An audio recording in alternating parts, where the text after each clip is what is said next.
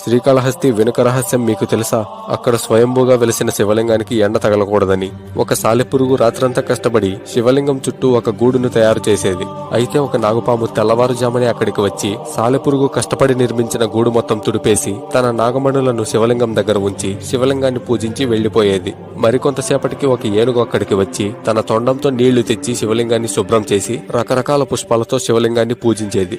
రోజూ ఇలాగే జరుగుతుండడంతో ఒకరోజు సాలెపురుగు నాగుపాము శివలింగాన్ని పూజిస్తున్నప్పుడు వెళ్లి ఇలా చెప్తుంది, నీ నాగమణులతో రోజు నువ్వు శివలింగాన్ని పూజిస్తున్నావు కదా, ఇలా నువ్వు రోజు పెట్టి పూజించే మణుల్ని ఒక ఏనుగు వచ్చి తీసేస్తుంది అని సాలెపురుగు నాగుపాముతో చెప్తుంది.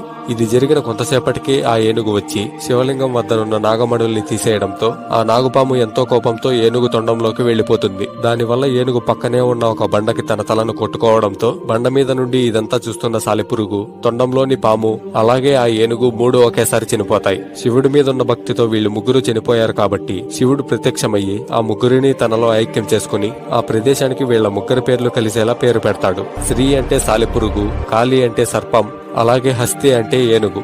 హరహర మహా